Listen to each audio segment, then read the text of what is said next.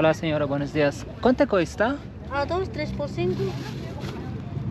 Yo quiero uno. ¿Cuánto es? A dos. Dos. Uno por favor. Gracias. Şöyle kuşları besleyerek başlayalım videoya.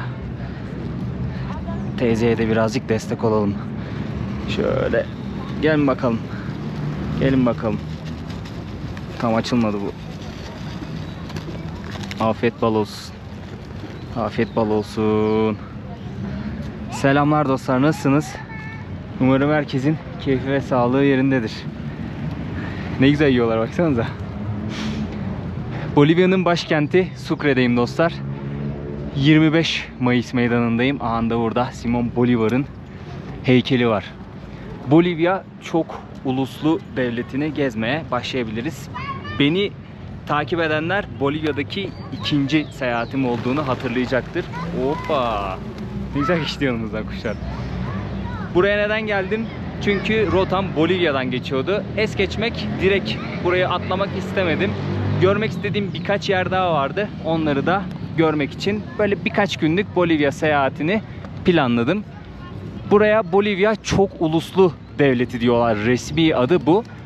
İsmi Simon Bolivar'dan geliyor. Simon Bolivar'ı benim seyahatimi takip edenler tanıyacaktır. Kendisinden birçok ülkede bahsetmiştim. Çünkü Simon Bolivar İspanyollara karşı bağımsızlık mücadelesini verip birçok devletin bağımsızlığını kazanmasında rol oynayan komutan kişi. Onun adını onurlandırmak için de Bolivya adını vermişler buraya. Yani Bolivar'ın ülkesi anlamına geliyor. Birçok ana meydanda Simon Bolivar'ın heykelini görebilirsiniz Güney Amerika'da. Burası Sucre, başkent. Bolivya'nın 2 tane başkenti var. Burada video çekmek birazcık zor çünkü insanlar kameradan nefret ediyorlar. Yani bu kıtada en çok zorlandığım ülke diyebilirim Bolivya için video çekme konusunda. Yürüye yürüye sizlere buradaki durumu, olayları vesaireleri öğrendiklerimi aktaracağım. Biraz önce şu teyzeden kuşlar için aldım, yem aldım. 2 Bolivianos. Para birimi Bolivianos burada. Onu da tanıtacağım videonun ilerleyen süreçlerinde. Şimdi şöyle kendimizi ara sokaklara atalım. Ne diyordum? 2 tane başkent var. Anayasal başkent şu an bulunduğumuz Sucre şehri ama ülke La Paz'dan yönetiliyor. Hatta dünya üzerindeki en yüksek rakımlı başkent olarak geçiyor La Paz. 3300 metre rakımda olması lazım yanlış hatırlamıyor isem. Buraya çok uluslu devlet demelerinin sebebi de yerel halklardan kaynaklanıyor. Nüfus yaklaşık 12 milyon civarında.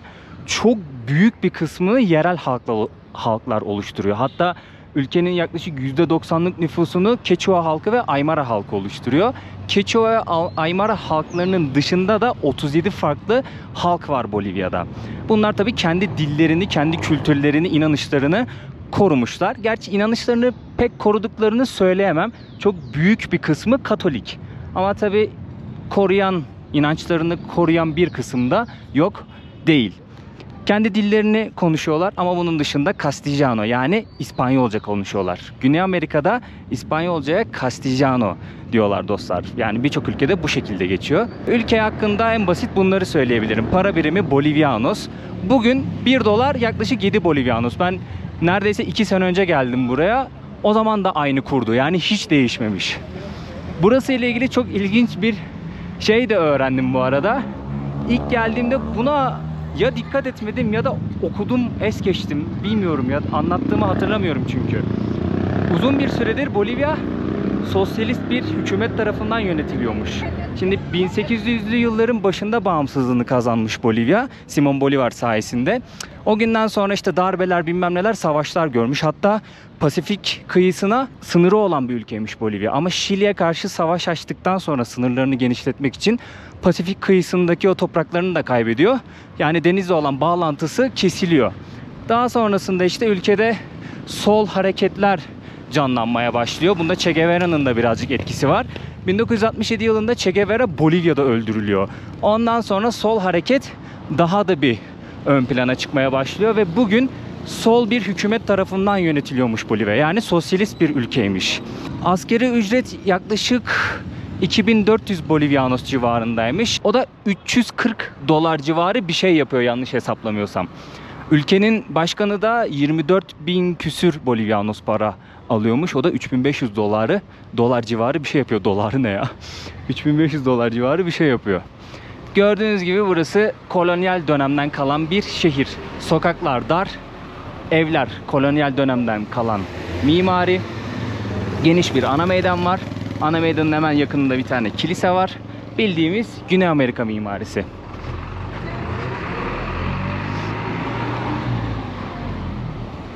Bir önceki videoyu hatırlayanlar, ben para sorunu çekmiştim. Bankalar bana para vermemişti. Şu banka 7 dolar komisyonla ve yüksek bir kur farkıyla bana para verdi. ATM'sini kullanabildim. Ama sonuçta para aldım. Yani şu an iyi durumdayız. Buraya ulaşmam iyi oldu. Bankadan para çekemeseydim Western Union'dan para alabilecektim. Burada Western Union da var çünkü. Büyük bir şehir olduğu için. O yüzden direkt buraya gelmek istedim. Yalnız binalar bembeyaz ha. Dikkat ettiniz mi bilmiyorum ama beyaz ağırlıklı renkler.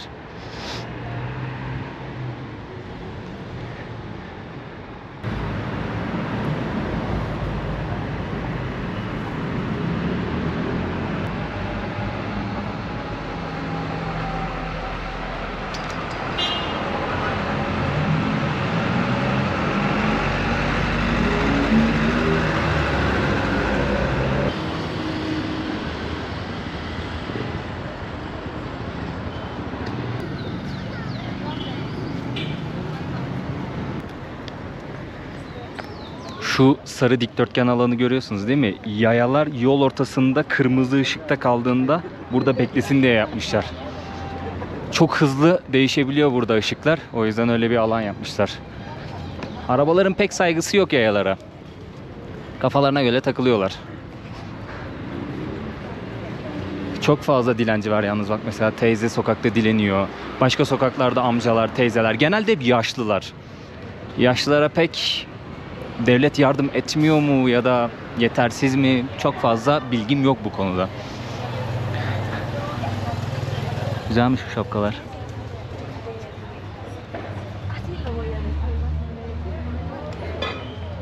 Bir sürü böyle hediyelik eşya var.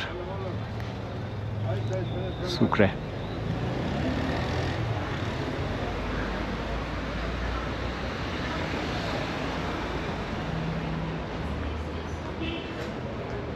Bolivya halkından bahsettim. Onların kökeni İnkalardan geliyor. Yani Keçualar, Aymaralar hepsi yerel halk.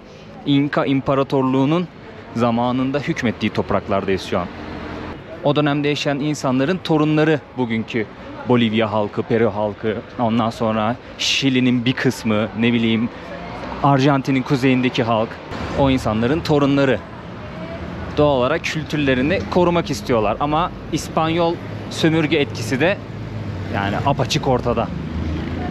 Yok desek yalan olur. Kültüre bayağı bir etkileri olmuş. Bir sürü sokak satıcısı var. Yasal değil ama zabıta gelene kadar insanlar sokakta bir şeyler satıyorlar. Zabıta gelince yer değiştiriyorlar. Şimdi Bolivya'nın bayrağı var. Bir de böyle farklı bir bayrak var. Çok uluslu demiştim ya Bolivya için. Çok uluslu devlet demiştim ya. O çok uluslu devleti temsil ediyor. O halkları temsil ediyor şu rengarenk bayrak. Peru'da da o bayrağı görmüştük. Halkları temsil eden bir bayrak. İşte Aymaralar, Keçualar, ne bileyim efendim Uruçipayalar, o bütün halkları temsilen öyle bir bayrak yapmışlar. Ay burada şey var bak. Papareyana var, bir de Tucumán var. Bolivya'da Papareyana'nın kralını yersiniz yani. En lezzetli Bolivya'da yedim ben şu ana kadar, La Paz'da. Bir de şöyle Tucumán var. Bu da bizim pişi, çiğ börek de diyebiliriz. Bayağı lezzetli. İkisi de bayağı lezzetli. La Paz'da bir tane teyze var, Dona Emi. Onun hikayesini anlatmıştım La Paz videolarında. Önceki Bolivya videolarıma lütfen bakın. Çünkü takdir edersiniz ki bayağı bir emek harcadım. Bayağı detaylı bilgiler verdim. Bu videolarda, bu Bolivya seyahatimde farklı şeylerden bahsedeceğim. Ama asıl Bolivya videoları önceki çektiğim videolar. Onları izlerseniz çok daha fazla bilgiye sahip olursunuz Bolivya ile ilgili. Zaten 13 video oynatma listesinden bulabilirsiniz kanalımda. Orada göstermiştim birçok şeyi. Şöyle Mercado'ya buradan dalalım. Öyle sokakta meyve falan satıyorlar. Burada karneseria var, yani kasap. Ne kadarmış kilosu? Yazıyor mu? Yazıyor. Carne molida diyor. Kilosu 28 bolivianos. Yani 4 dolar. Orada 6 dolara var. Yaklaşık 4 dolar. 4 dolar 6 dolar civarı sanırım. Kilosu etin. Burası da Mercado Central. Yani ana market. Her şeyi bulabileceğiniz market. Hırdavatçısından yiyeceğine, ne bileyim efendim, pastasından etine, tavuğuna, peynirine, gelip burada yemek de yiyebilirsiniz. Her şeyi bulabilirsiniz. Mercado'ları ben çok seviyorum. Mesela bak, peynir satıyorlar. Ben geldiğimde, buradaki ikinci günüm. Geldiğimde ben böyle bir kalıp peynir aldım, yumurta aldım. Yumurtanın tanesini 1 soles. Peynirde böyle 100 gramı 5 soles. Soles demişim, bolivianos. Aklım solese gitti, Peru'ya gitti. Alıp hostelden çıkmak istemediğim için o şekilde ekmek almıştım. Öyle idare etmiştim. Gayet lezzetli. Mercado kültürü, yani pazar kültürünü en fazla Peru ve Bolivya'da hissedersiniz. Bak mesela burada tavuk satıyorlar. Tavuk ayağı falan var. Burada teyze yok. Çekeyim birisi. Azarlamaz beni. Çünkü video çekerken hakikaten çok kötü azarlıyorlar insanı yani. Hijyen konusunda pek hijyenik olduğunu söyleyemem açıkçası. Çok fazla sinek konuyor açıkta sattıkları için. İnsan da azarlanmak istemiyor yani, anladın mı? Soruyorum video çekebilir miyim diye genelde. Ama bazen böyle bir konuşuyorum, mesela şu an pazar yerini geziyorum. Halka açık alan çekiyorum, anladın mı? Kimsenin yüzüne tutmuyorum. Orada da azarlıyorlar mesela. Yani ne bileyim, halka açık alanı çekmekte bir problem olmaması lazım. Ama birinin yüzüne tutarsam kamerayı sorgusuz sualsiz, orada kesinlikle haklılar. Ona bir şey demiyorum zaten.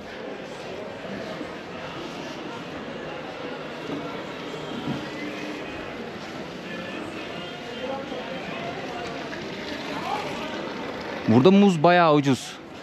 Tanesini 50 sente satıyorlar yani. 1 bolivianos bile değil. Yarım bolivianos'a satıyorlar.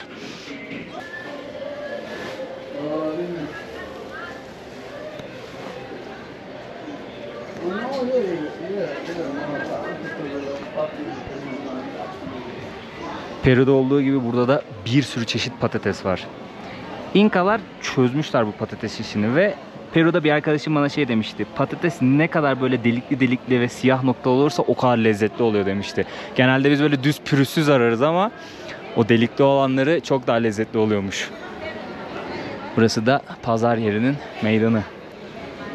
Burada meyve suyu sıkıp satıyorlar. Yani meyve sıkıp suyunu çıkarıp onu satıyorlar. Patatesçiler var, limoncular var.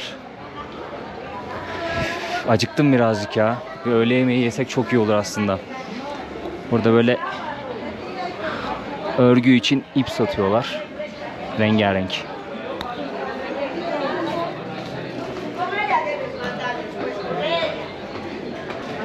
Mercado'nun üst kısmında böyle restoranlar var. Burada yemek satıyorlar. Şimdi buraya geldim. Dur çorbamı göstereyim size. Bir menü aldım kendime. Çorba ve ana yemekten oluşan lava dedikleri bir çorbaymış. İlk defa yiyeceğim bunu. Daha önce Bolivya'ya geldiğimde sürekli sopa de mani ya da işte o fıstık çorbası oluyor. Ya da ne içiyordum? Neydi adı ya? Arroz. Pirinç çorbası ha. O tarz çorbalar içiyordum. İlk defa farklı bir çorba içeceğim. Bizim mercimek çorbası kıvamında. İçerisinde sebze var, patates var, üstüne kişniş döktü ve bir parça dana eti var. Bakalım tadına.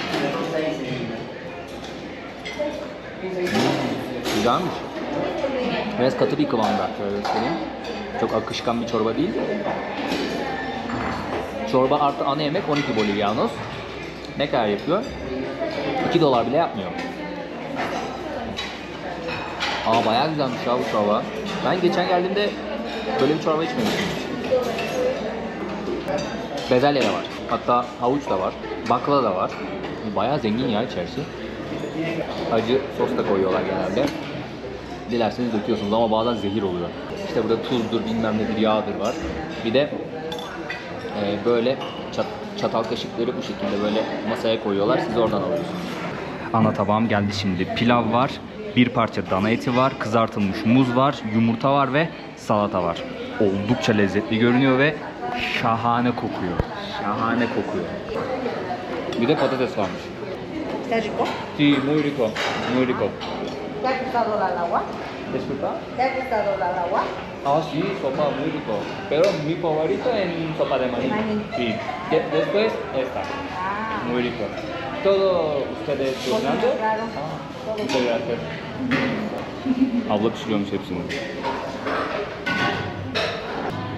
dime, ¿qué quieres que te explique? Este es el saice, te voy a mostrar el saice, picante de pollo. Todo comida ustedes cocinan. Yo preparo la cocina, Ah, la comida. qué bueno. Esto es el saice, es Saice. carne picada Ujú. con ají rojo. Ah, qué bueno. Muy Ajá. rico. Después tengo, ya casi hasta ahora ya no hay mucho porque ya estamos acabando de vender, ya nos Ujú. vamos a ir. Este es el chuñufuti, la papa deshidratada, por ejemplo. Es Chulufuti. chuñufuti. Chunifuti. Ajá, Ah. así se llama. Es primera vez debo Eso, conocer. eso es la papa, Ujú. esta papa, eso lo deshidratan y lo mezclan con maní, esa papa. Ah, qué bueno. Ajá. Todo es tradicional comida en Bolivia, ¿no? Sí, el Sí. mondongo, por ejemplo, ahí está el dibujo. Ujú. Y con ají, con mote amarillo, ese Ajá. es el mondongo. De arriba sopa de maní, lo de abajo es saice. Aquí abajo tenemos la milanesa. Ah, qué bueno. Ajá. ¿Cuántos años ustedes trabajando Yo estoy aquí? 19 años. ya 19 vendiendo años. comida, sí. Uf, es mucho. Sí, mucho tiempo. ¿Cómo es economía Bolivia? ¿Está bien o...? Está bajo ahora, no hay mucho Ujú. movimiento. Pero da para sobrevivir. ¿Cuántos años tienes? 48. 48. Ujú. En conocer Turquía, porque No. aquí mucho novela turca. Ah, sí, lindas novelas son, pero a Ah, mí sí. también me encanta. Qué bueno. Mucho gusto, muchas gracias. Ya, papito. Hasta luego, chao, gracias. Sí, chao, hasta luego, buen día. Ablalar çok sevimliydi ya. Buradaki tek turist bendim, o yüzden merak ettiler. Birazcık sohbet etmeye başladık.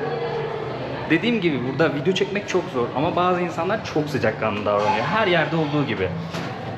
Birazcık sohbet etmeye başladık. İşte isimlerimizi falan sorduk. Dedim abla sen mi yaptın yemekleri? Evet dedim vallahi hepsi çok lezzetli ki bence Güney Amerika hatta Orta Amerika'yı da Karayip Adaları'nda içine alırsam bu Latin bölgesinde, Latin kıtasında en lezzetli yemeğe sahip ülkelerden birisi Bolivya. Turistler genelde pek sevmez ama benim favorilerimden bir tanesi.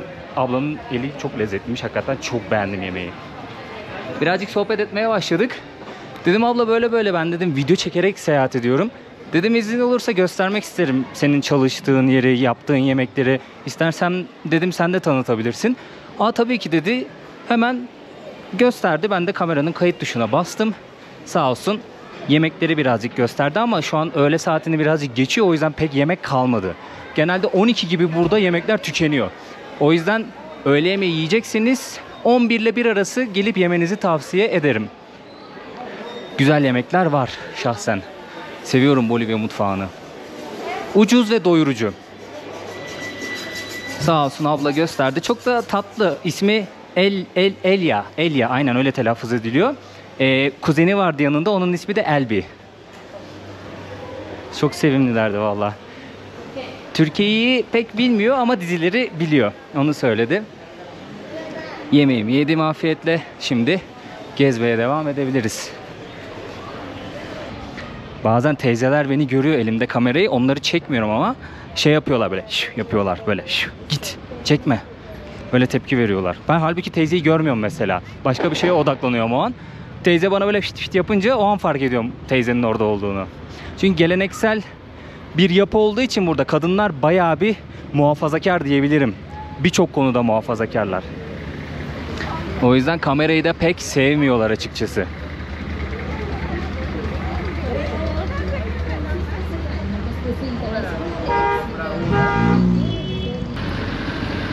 Toplu taşımayı bu gördüğünüz dolmuşlarla sağlıyorlar. Bir de taksiler var tabi. Taksileri özel olarak da kullanabiliyorsunuz. Paylaşımlı olarak da kullanabiliyorsunuz. Ben geldiğimde terminalden merkeze dolmuşla gelmiştim. 2 soles vermiştim. Uzaklığa göre değişiyor. Mesela bak böyle sokakta şey bozdurabiliyorsunuz, döviz bozdurabiliyorsunuz. Ya da ATM'den alabilirsiniz. Böyle seçenekler var. 1 ile 2 Bolivianos arası değişiyor olmuşlar. Uzaklığa göre.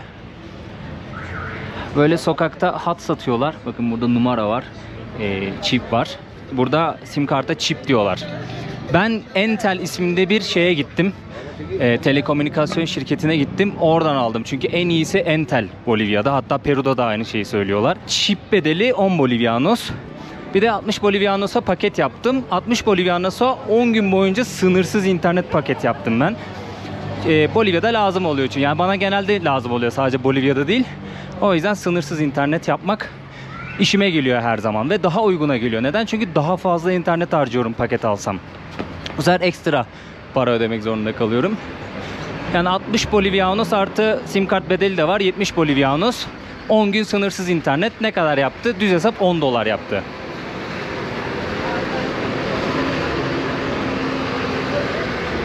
Buraya nakitle gelirseniz çok daha rahat edersiniz. Çünkü sokakta pazarlık yapma ihtimaliniz var sokakta. Yani dolar bozduruyorsunuz. Bazen euroyu kabul etmeyebiliyorlar. Bir önceki videoda gördük. Euro bozdurmakta birazcık zorlandım. Cebimde sadece 10 euro vardı. Mesela bak burada da şey yazmamışlar. Adını söyle. Fiyat yazmamışlar. Sadece dolar yazmışlar. Soles var, real var, peso var, şili var. Señor, no aceptar euros. Euro. Aceptar. ¿Cuánto? Ha, euroyu da 7.90'dan. Muchas gracias. Burası kabul ediyormuş şansa. Sadece oraya yazmamış. Ben geldiğimde ne kadardı? Biraz daha düşükten bozmuştum euroyu ama başka şansım yoktu benim. Beni o cebimdeki 10 euro kurtardı. Bir önceki videoyu izleyin, ne demek istediğimi anlayacaksınız. Gelirseniz dövizle velhasıl kelam pazarlığınızı yapın. Hemen kabul etmeyin fiyatları. Mikro dediği de bu araçlar. Yani dolmuşlar. Böyle duraklardan binebiliyorsunuz. Kafanıza göre istediğiniz yerden de binebiliyorsunuz gerçi.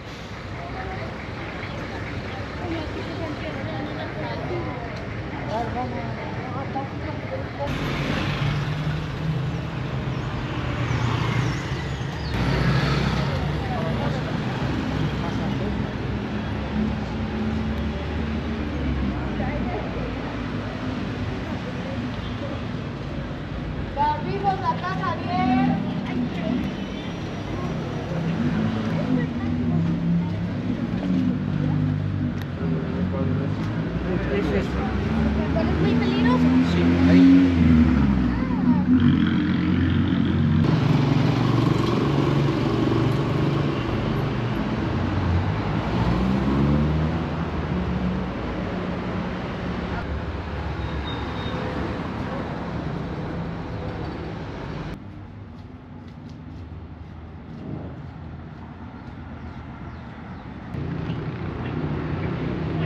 Bazı sokak tabelaları bu şekilde. İsim yazıyor ve neden o ismin verildiği yazıyor. Yani anlamı yazıyor. Gayet güzel. Gayet güzel bir düşünce. Büyük ihtimalle bunlar özel isim, bir şahsın adını vermişler. Ve o şahsın kim olduğunu burada açıklıyorlar.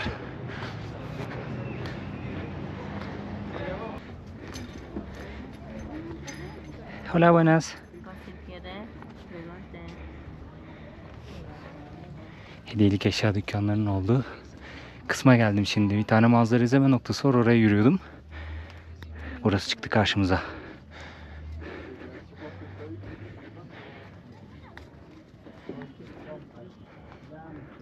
Anam ne kadar tatlı bunlar. Minik keçualar, minik aymaralar. Ya şu şapkalar çok hoşuma gitti yalnız ha. Alsam saklayamam, formu bozulur. Zaten kullanamam da. Hola, ¿cómo estás? Una pregunta, ¿cuánto vale? Eso 45. 45. Mira, puedes ¿Posible? Sí, puede probar. Ah, gracias. Ah, ¿Otro?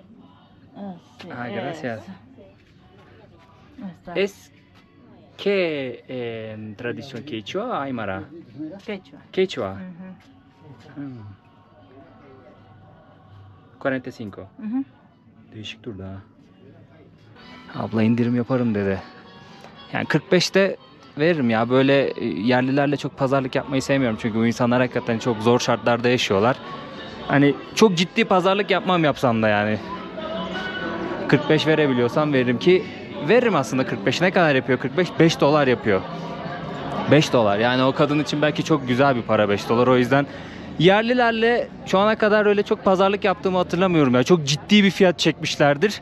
Veremeyecek durumdayımdır. Almak istemişimdir. Anca o zaman pazarlık yapmışımdır. Biraz daha düşürtmeye çalışmışımdır. Çünkü şeyi biliyorum. Bazı yerlerde turist görünce mesela Guatemala'da çarpı 3 çarpı 4 yapıyorlar fiyatları. Ben de diyorum ki tamam abla hani benden fazla al eyvallah. Ama o kadar da alma yani. Burası güzelmiş yalnız. Hoş bir meydan. Arkada şehrin manzarası var. Yani elbette birçok yerde pazarlık yapıyorum. Ama bazı durumlarda insan şeyi anlıyor. Yani bu kişiyle pazarlık yapmamalıyım. O durumu anlıyor. Sucre şehri ayaklarımızın altında. 2800 küsürlere kurulmuş bir şehir. Yani yüksek rakımdayız şu an. Bundan önce ben Potosi'deydim. Hani Potosi'ye önce gittim otobüsle. Bir önceki video izleyenler hatırlayacaktır. Oradan hemen hiç beklemedim. Otobüse bindim. Tekrardan buraya geldim. Orası 4000'deydi. Ama Potosi'ye indiğimde bir yarım saat 40 dakika falan bir sonraki otobüs için bekledim. Bir sıkıntı yaşamadım. Yani 4000 metre az bir rakım değil dostlar. İnsanı rahatsız edebilecek seviyeler. 2800 de öyle yani. Alışık değilseniz çarpar. O yüzden bu seviyelere ilk geldiğiniz zaman ben her zaman söylüyorum ne olur ne olmaz diye. Dinlenin. Birkaç gün vaktiniz varsa dinlenin, çok yormayın kendinizi. Güzel görünüyormuş buradan şehir yalnız. Hakikaten değişik bir yapısı var. Beyaz binalar net bir şekilde gözüküyor buradan. Ve tabii kiremit rengi. Bolivya'nın olmazsa olmazı, insanlar hiç boyamıyor evlerini. Yani boyadığı zaman ek vergi verdiği için kiremit şeklinde bırakıyorlar.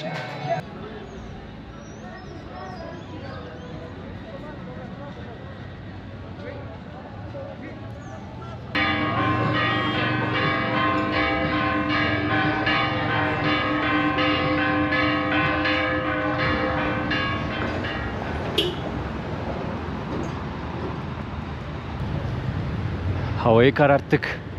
Yine meydana geldim. Videoyu burada bitirmek istiyorum. Bir de akşam burası nasıl görmek istedim. İzlediğiniz için çok teşekkür ederim.